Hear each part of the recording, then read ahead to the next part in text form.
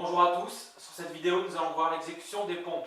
Cet exercice basique et pluriarticulaire va vous permettre de développer vos pectoraux, vos épaules ainsi que vos triceps.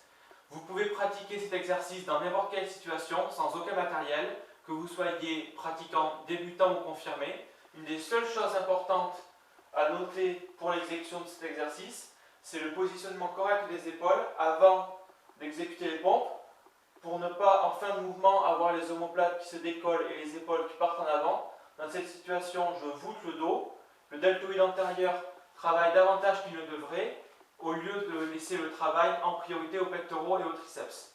La seule chose que vous ayez à faire avant de pratiquer cet exercice, c'est de placer correctement les omoplates dans le dos et de verrouiller les muscles qui maintiennent l'omoplate dans le dos. Donc, je tends les bras quasiment à l'horizontale, les pouces vers le haut. Dans cette position, tous les muscles autour de l'omoplate se contractent.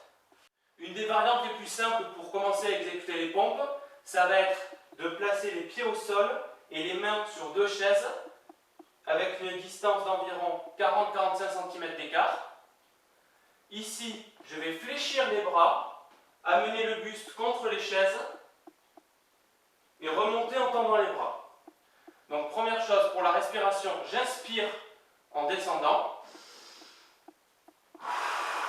et je souffle en remontant. Pour avoir le maximum d'amplitude, je ne vais pas travailler avec le buste aligné aux cuisses comme ceci, mais je vais casser l'angle pour avoir le buste parallèle aux chaises et le coude dans l'alignement du buste comme ceci.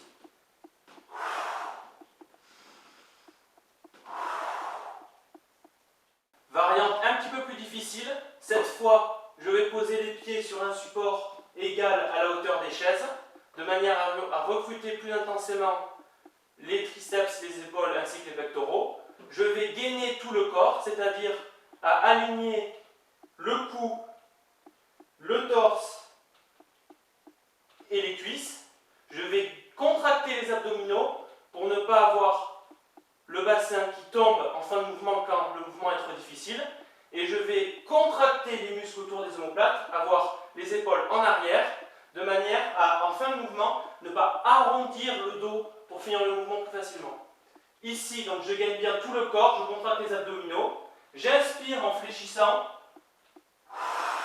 je souffle en tendant les bras. Plus vous avez les mains situées en hauteur par rapport aux pieds, plus vous allez solliciter la partie inférieure des pectoraux, et plus vous allez avoir les pieds en hauteur, plus vous allez solliciter la partie supérieure des pectoraux, et surtout les triceps et les épaules.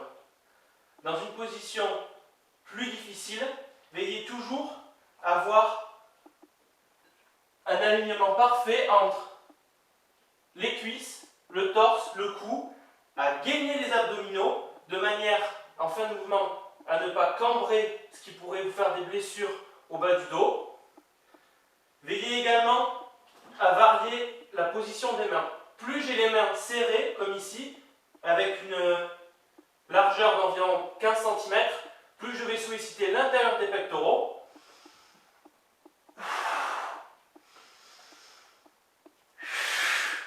Et plus je vais avoir une largeur importante, environ 2 fois la largeur des pectoraux, plus je vais solliciter l'extérieur des pectoraux.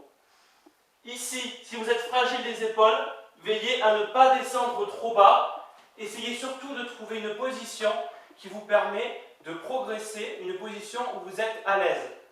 Si vous prenez un écartement trop important, ici, la largeur maximale, c'est quand mes deux avant-bras sont parallèles.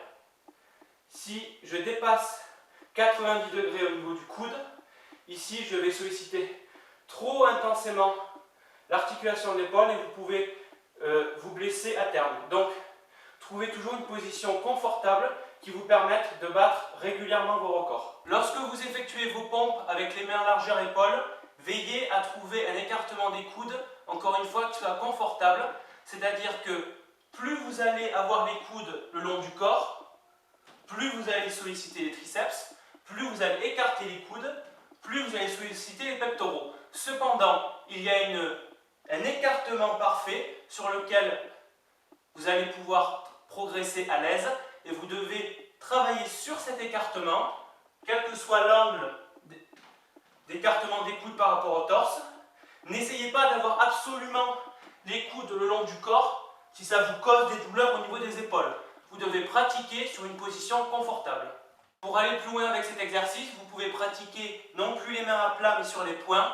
Dans ce cas-là, ça va demander un gainage important au niveau des poignets, ce qui peut être très intéressant si vous êtes pratiquant d'arts martiaux. Ici, vous allez devoir contracter les avant-bras et gainer tout au long du mouvement les poignets.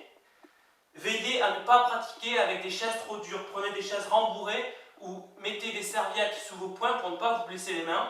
Je vous remercie pour votre attention et je vous dis à bientôt pour de nouvelles vidéos.